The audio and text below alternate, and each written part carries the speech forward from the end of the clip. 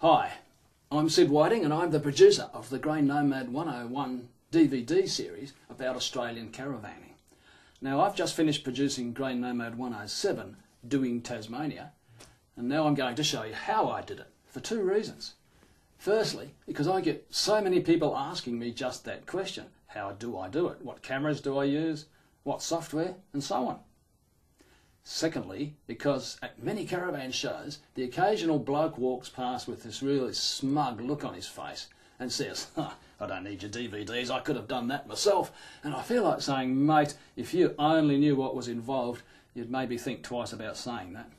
So, using this latest Tassie production as an example, just what is involved? Well, it all starts with planning the trip, and with limited time at our disposal, we don't just front up somewhere and hope for the best. No, we spend hours and hours researching when to go, where to go, how long to spend when we get there, and then we have to book fares where necessary. So in this case there was our return passage on the Spirit of Tasmania and airfares for the second leg of our trip, because we did it in two bits. Finally, when it's time to go, I have to get all the cameras ready. That's right, cameras, plural. Having said that, I must admit the original Grey Nomad 101 was filmed entirely on this little high-definition handycam, just that little camera. However, what began as a hobby project has now become a thriving professional concern, and over the last 4 or 5 years I've had to pick up a little bit of extra equipment. So these days I can use up to half a dozen different cameras on a project, including my number one camera, which is a Sony PMW 200 for those that want to know. My number two was another Sony, an HDR AX2000. Then there's my Nikon D7000 with a range of lenses for most of my still shots. And we always keep this little Panasonic Lumix FZ70 handy in the car for those spur-of-the-moment shots. It's got this huge zoom range and often allows us to get shots that we might otherwise miss if I had to muck around changing lenses on the Nikon. But that little handycam still gets a look in now and then because it can still do things that the big cameras can't, like night and infrared photography. It's quite neat. And if all that's not enough, we have a GoPro, a GoPro, one of those little cameras, pointing through the windscreen at all times over the bonnet. And then we've also got this little Panasonic waterproof pistol grip camera. Now, if good video is important, then so is good sound. Both of these Sony cameras have state-of-the-art shotgun mics, plus sophisticated Sennheiser wireless audio. That's what I'm using now. So, suitably armed and dangerous, we hit Tasmania.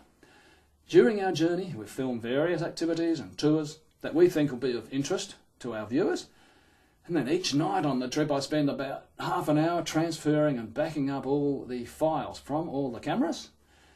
And then finally, after returning home, the real work begins.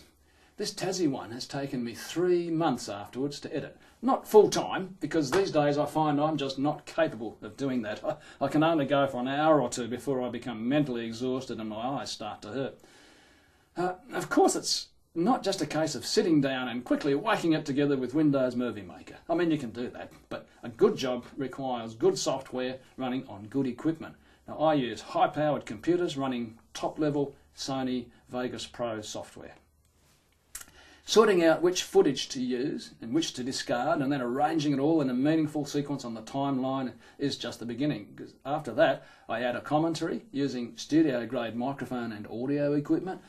The addition of a bit of music then in the quiet segments greatly enhances viewer enjoyment. And fortunately, I'm a musician, albeit a fairly average one. And I do have a solid audio engineering background as well, and so what all that adds up to is, among other things, in my little den I've got a Pro Tools audio production studio. But this 6-hour Tasmanian epic deserved better music than what I could do. So over the last few years we've attended a number of music festivals, and we keep bumping into these guys, the Davidson brothers. That's Hamish and Lachlan, and there's a couple of other musos in the band, and together they turn out the best bluegrass music we've ever heard. And I couldn't think of anything more appropriate for a DVD about Tasmania. Let's face it, they all play the banjo over there, don't they? Anyway, the Davidson brothers have agreed to provide their music as the background to this DVD, and boy, does it make a difference.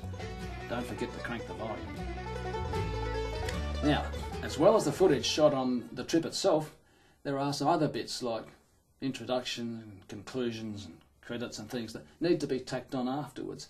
And to do this properly, you need a decent green screen set up, and that's what I'm using here. Works good. And of course, you need to be clever enough to remember all these lines and film it in a single take, right? No, I don't think so. Up until this production, I would do it by memory in very small sections, quite often taking 6 or 8 takes for each bit before I got it right. It was a real pain. But now, for the first time, I've got myself a teleprompter. And because I'm such a great reader, you wouldn't even know I was using it. But I am. The only downside of using one of these things is that you have to have a written script, and I'm a lousy typist. So that led to yet another investment, I'm afraid, namely some sophisticated speech-to-text software. So now I just sit in front of the computer and dictate what I want to say, one sentence at a time, thinking about it before I speak, and then it spits out the file ready to load into the teleprompter. Hello and welcome to Grey Nomad 107. Now, once I've got it all together, I then have to go through every second of footage, that's 6 hours worth, and optimise all the audio levels, insert things like road noise filters when necessary. And finally, after all that, by this stage I can start to see light at the end of the tunnel. Then I use Sony DVD Architect software. It's not too hard then to arrange it all into a menu-driven format, add any extras to the disc and burn the masters. What do I mean by extras? Well, on this Tasmanian one, there's a couple of extra files that you can access on a computer.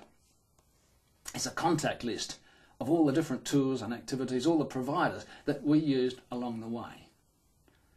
And there's also a spreadsheet that I've designed. I've called it the Tassie Trip Tool, and it allows you to input a whole lot of different parameters, like the cost of a hire car per day, the cost of camper trailer, motorhome, ferry fares, airfares, cabins, and so on, everything I could think of, along with how long you're planning on being over there, what proportion of the time you want a free camp versus cabins, and etc. And it automatically works out all the different cost options for you, and it can help you do things like figure out whether to take your caravan on the ferry or maybe just hire a motorhome over there. And after all that, after 4 months of filming and editing, it all comes down to this, a pair of discs. And of course they need to go inside a nice cover. So there goes another few hours on the computer with graphic design software to produce the necessary artwork. And that's about the limit. That's all I can do myself. Not bad for a one-man band, I reckon, with Sandy helping on with the cameras and numerous cups of tea. I don't know what I'd do without him. But now it's time to hand over the discs and the artwork to a professional replication house. Because depending on the production, I need anywhere from 500 to 5,000 copies up front, and that would mean an awful lot of disc burning on my computer. You just couldn't do it. The replication plant produces a glass master from my originals, and then it uses that to produce unlimited quantities, both now and into the future. If I do reruns, I quite often do 3 or 4 runs as the first ones sell out. And so here it is, the finished product. A 6-hour double DVD which gives you a really good look at Tassie and what's involved with travelling over there. If you're planning on doing this trip yourself, then you'll get a lot of value from this DVD. Otherwise, just watch it and enjoy some great video on Tasmania along with some great music. Now, you know how I do it. I hope you like it.